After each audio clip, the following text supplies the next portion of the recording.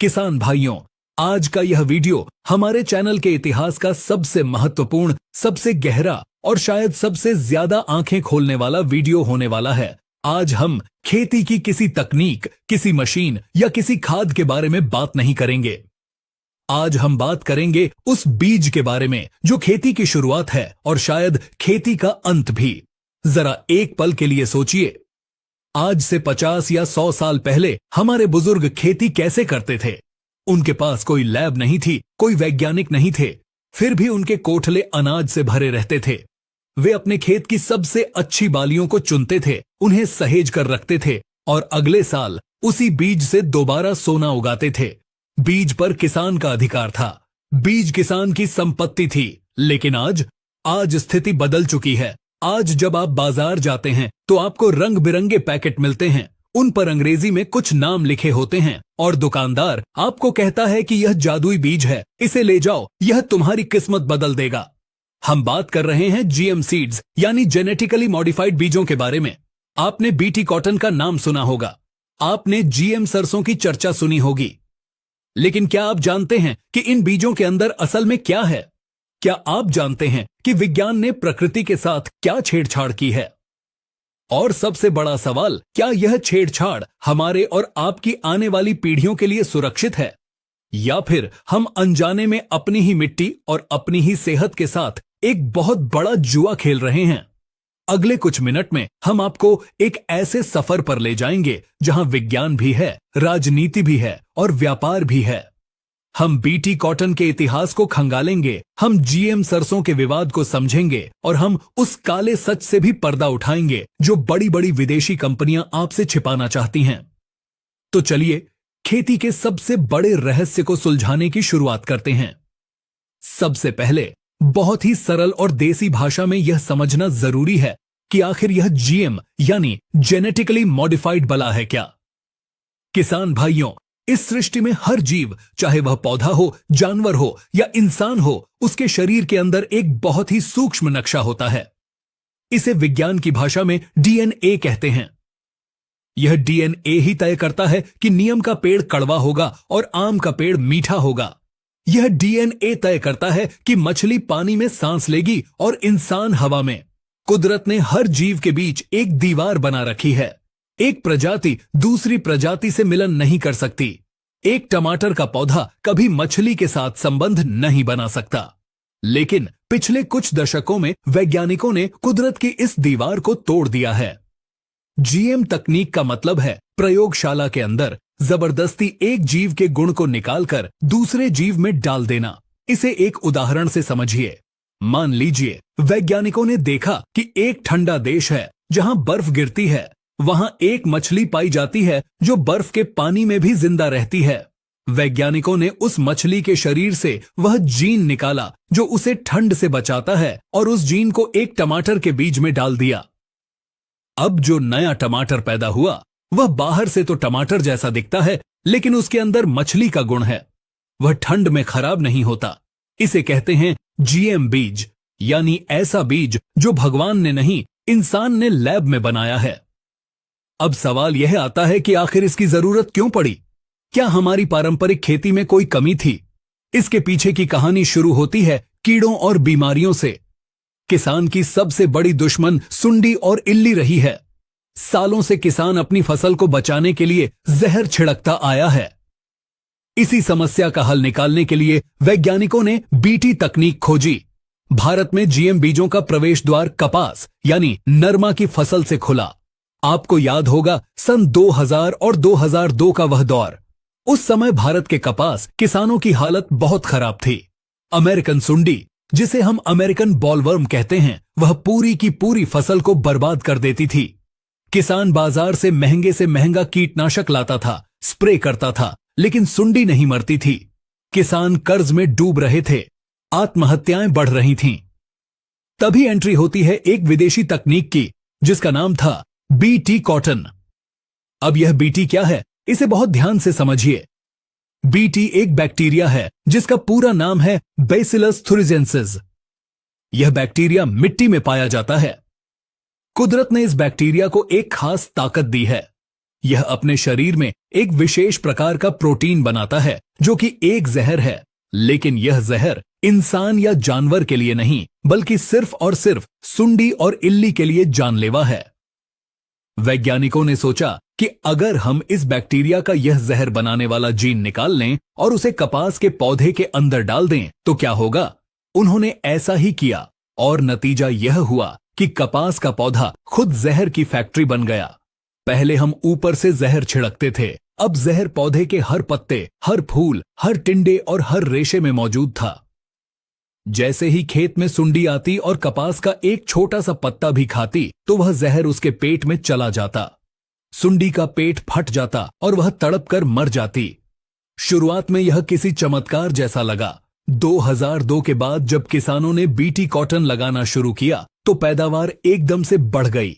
दवाइयों का खर्चा लगभग खत्म हो गया। भारत देखते ही देखते दुनिया का सबसे बड़ा कपास उत्पादक देश बन गया। किसानों को लगा कि उन्हें अलादीन का चिराग मिल गया है।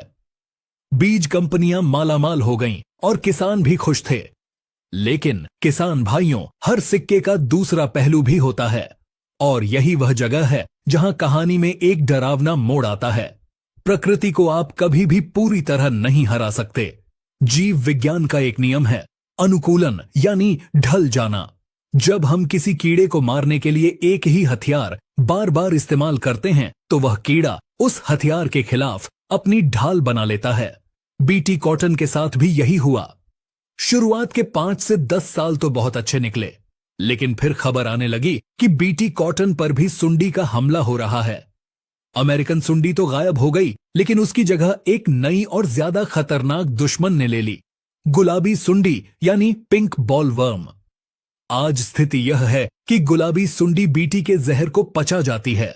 उसे उस जहर से कोई फर्क नहीं पड़ता। परिणाम क्या हुआ?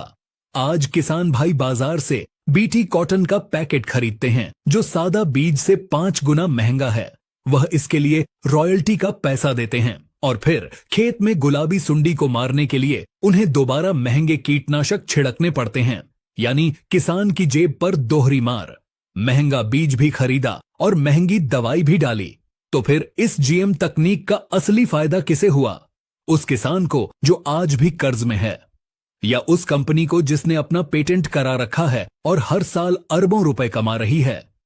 यहां एक और बड़ी गलती हुई जिसके बारे में शायद बहुत कम किसान जानते हैं।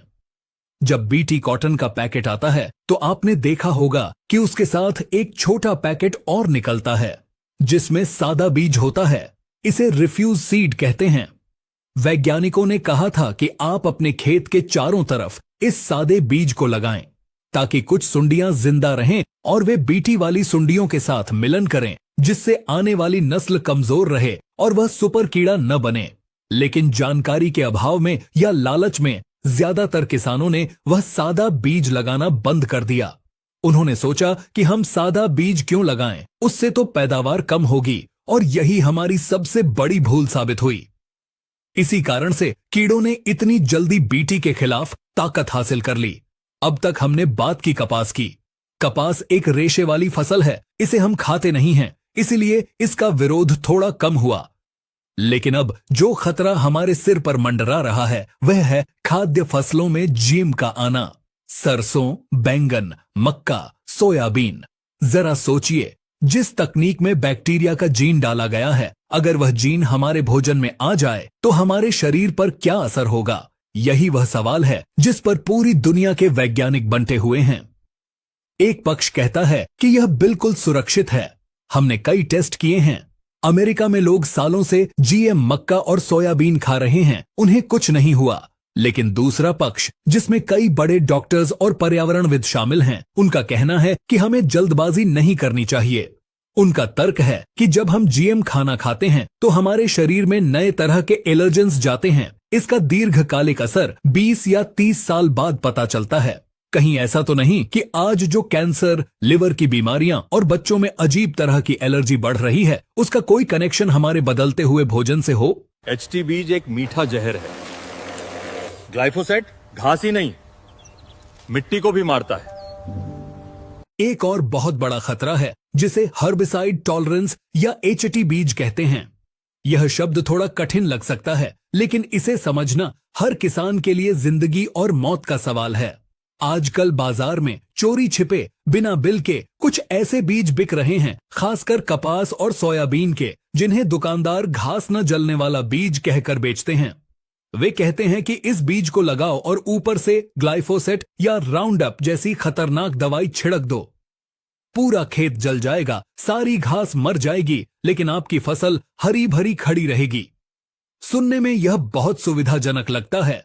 किसान को निदाई गुड़ाई नहीं करनी पड़ती, मजदूर का खर्चा बच जाता है। लेकिन किसान भाइयों, यह एक मीठा जहर है। जिस ग्लाइफोसेट दवाई को आप अपने खेत में छिड़क रहे हैं, वह दुनिया की सबसे खतरनाक दवाइयों में से एक है। विश्व स्वास्थ्य संगठन की कैंसर रिसर्च एजेंसी ने इसे इंसानों के लिए कैंसर कारक की श्रेणी में रखा है। कई देशों में यह दवाई पूरी तरह बैन है। जब आप यह दवाई खेत में डालते हैं तो यह सिर्फ घास को नहीं मारती, यह आपकी मिट्टी के अंदर मौजूद उन करोड़ों मित्र कीटों, केंचुओं और सूक्ष्म जीवाणुओं को भी मार देती है जो मिट्टी को उपजाऊ बनाते हैं। धीरे धीरे आपका खेत बंजर होने लगता है, मिट्टी पत्थर जैसी सख्त हो जाती है। और तो और यह जहर फसल के माध्यम से अनाज में आता है और अनाज से हमारे और आपके बच्चों की थाली में। पंजाब और महाराष्ट्र के कई इलाकों में जहां इसका अंधाधुंध इस्तेमाल हुआ है, वहां कैंसर के मरीज घर घर में मिल रहे हैं। क्या हम अपनी सुविधा के लिए अपनी जान दांव पर लगा सकते हैं? अब बात करते हैं भारत के कानून की। हमारे देश में कानूनन रूप से आज की तारीख में केवल बीटी कॉटन की खेती की अनुमति है। भारत में सिर्फ बीटी कपास वैध है, बाकी जीएम गैर कानूनी है। जादुई बीज मिलते हैं, दुकानदार कहता है कि किस्मत बदल जाएगी, लेकिन सच्चाई कुछ और है। इसके अलावा बीटी बैंगन, जीएम सरसों या जीएम सोयाबीन को खेत में उगाने की सरकारी मंजूरी नहीं है। जीएम सरसों, जिसका नाम DMH11 है, उस पर सरकार और सुप्रीम कोर्ट के बीच रस्साकशी चल रही है। सरकार चाहती है कि इसे मंजूरी मिले ताकि हम खाद्य तेल में आत्मनिर्भर बने और विदेश से तेल न मंगाना पड़े। लेकिन विरोधी कहते हैं कि सरसों हमारे लिए सिर्फ तेल नहीं है, हम सरसों का साग खाते हैं, हम सरसों का इस्तेमाल दवा के रूप में करते हैं, हमारे पशु सरसों की खल खाते हैं। अगर इसमें कोई गड़बड़ हुई तो इसे वापस लेना नामुमकिन होगा। एक और बहुत बड़ा डर है बीज पर एकाधिकार का। पुराने जमाने में बीज स्वराज होता था, बीज किसान का था, लेकिन जीएम बीज बनाने वाली कंपनियां इन बीजों पर पेटेंट कराती हैं। पेटेंट का मतलब है कि इस बीज का मालिक वह कंपनी है। आप इस बीज को बनाकर बेच नहीं सकते। आपको हर साल, हर सीजन में उसी कंपनी की दुकान पर जाना होगा। वह कंपनी जो दाम मांगेगी आपको देना होगा। अगर कल तो वह कंपनी बीज देना बंद कर दे या दाम 10 गुना कर दे तो हम क्या करेंगे? क्या हम अपनी भोजन सुरक्षा के लिए किसी विदेशी कंपनी के गुलाम बन सकते हैं? यह डर बेवजह नहीं है। दुनिया के कई देशों में ऐसा हो चुका है। जब देसी बीज खत्म हो जाते हैं तो किसान के पास कोई विकल्प नहीं बचता। और जीएम बीजों के साथ एक समस्या यह भी है कि ये संक्रामक होते हैं। अगर आपके पड़ोसी ने जीएम सरसों लगाई है और आपने देसी सरसों लगाई है, तो हवा और मधुमक्खियों के जरिए जीएम सरसों का पराग आपके खेत में आ जाएगा और आपकी देसी सरसों भी दूषित हो जाएगी। आप चाहकर भी अपनी फसल को जीएम मुक्त नहीं रख पाएंगे। धीरे धीरे हमारी हजारों साल पुरानी देसी किस्में, जो हमारे वातावरण के अनुकूल थीं, जो कम पानी में भी हो जाती थीं, वे हमेशा के लिए विलुप्त हो जाएंगी। तो अब सवाल आता है कि इस पूरे चक्रव्यूह में एक आम किसान क्या करे? क्या हम विज्ञान का विरोध करें? क्या हम पुरानी खेती पर वापस चले जाएं? नहीं, हमें पीछे नहीं जाना है, लेकिन हमें आंखें बंद करके आगे भी नहीं भागना है। टेक्निकल एग्रीकल्चर आपको 3 बहुत ही महत्वपूर्ण सलाह देना चाहता है। सबसे पहली सलाह चुनाव, मिट्टी जिंदा रखें, रसायन कम करें, जैविक बढ़ाएं। अपनी मिट्टी को जिंदा रखें। जीएम हो या हाइब्रिड, कोई भी बीज तभी पैदावार देगा जब आपकी मिट्टी में जान होगी। रसायनों और खरपतवार नाशक दवाओं का प्रयोग कम से कम करें। अपने खेत में गोबर की खाद, हरी खाद और जीवामृत का प्रयोग बढ़ाए। अगर मिट्टी में कार्बन होगा तो पौधे में रोगों से लड़ने की ताकत अपने आप आएगी। दूसरी सलाह पत लें, बीज बचाइए। जिसके पास बीज है वही राजा है। बीजों के मामले में आत्मनिर्भर बने। यह मुश्किल है लेकिन नामुमकिन नहीं। अपने खेत के एक छोटे से हिस्से में, चाहे वह आधा बीघा ही क्यों ना हो, अपनी पुरानी देसी किस्मों की खेती जरूर करें। उन बीजों को बचा कर रखें। उनसे अपना बीज बैंक बनाएं। याद रखिए, आने वाले समय में जिसके पास अपना बीज होगा वही असली राजा होगा। हाइब्रिड और जीएम बीज आपको पैदावार दे सकते हैं, लेकिन वे आपको आजादी नहीं दे सकते। तीसरी और सबसे जरूरी बात, तीसरी सलाह जागरूक बनिए। बिना बिल बीज मत खरीदिए। जागरूकता। दुकानदार के कहने पर कोई भी ऐसा बीज न खरीदें जिसका कोई पक्का बिल न हो। चोरी छिपे बिकने वाले एचटी कॉटन या सोयाबीन के बीजों से दूर रहें। ये बीज थोड़े समय के लिए आपको फायदा दे सकते हैं, लेकिन ये आपकी मिट्टी को हमेशा के लिए बर्बाद कर सकते हैं। और गैर कानूनी बीज लगाने पर अगर फसल खराब होती है तो सरकार या कंपनी से आपको 1 रुपया भी मुआवजा नहीं मिलेगा। किसान भाइयों, जीएम तकनीक विज्ञान का एक बहुत बड़ा आविष्कार है। इसमें कोई शक नहीं कि इसमें संभावनाएं हैं। भविष्य में शायद ऐसे बीज आएं जो कम पानी में हो जाएं या जो खारे पानी में भी खेती कर सकें। लेकिन जब तक यह साबित नहीं हो जाता कि ये बीज हमारी सेहत और पर्यावरण के लिए 100% सुरक्षित हैं, तब तक हमें सावधानी बरतनी होगी। खेती सिर्फ मुनाफे का धंधा नहीं है। खेती एक जिम्मेदारी है, पूरे देश का पेट भरने की जिम्मेदारी। और यह जिम्मेदारी तभी पूरी होगी जब हमारा अन्न शुद्ध होगा, हमारी मिट्टी पवित्र होगी और हमारा किसान स्वतंत्र होगा। यह चर्चा बहुत लंबी हो सकती है, लेकिन आज के लिए इतना ही। हमने कोशिश की है कि आपको जीएम बीजों के हर पहलू, चाहे वह अच्छा हो या बुरा, उससे रूबरू कराएं। यह फैसला अब आपके हाथ में है। आप अपने खेत के वैज्ञानिक खुद हैं। अपनी बुद्धि और विवेक से काम लें। किसी की देखा देखी ना करें। अगर आपको यह जानकारी, यह गहराई और यह सच पसंद आया हो तो इस वीडियो को अपने तक सीमित न रखें। इसे अपने हर उस किसान भाई तक पहुंचाएं जो खेती करता है। व्हाट्सएप ग्रुप्स में शेयर करें, फेसबुक पर शेयर करें, क्योंकि एक जागरूक किसान ही एक समृद्ध भारत की नींव रख सकता है। किसान भाइयों, आपके लिए एक सही, सटीक और वैज्ञानिक वीडियो लाने के लिए हमारी पूरी टीम दिन रात मेहनत करती है। हम कई दिनों तक रिसर्च करते हैं ताकि आप तक सिर्फ वही जानकारी पहुंचे जो सच हो और आपके काम की हो। तो अगर आपको हमारी यह मेहनत और यह जानकारी थोड़ी सी भी पसंद आई हो तो इस वीडियो को एक लाइक जरूर करें। आपका एक लाइक हमें और बेहतर काम करने का बहुत बड़ा हौसला देता है।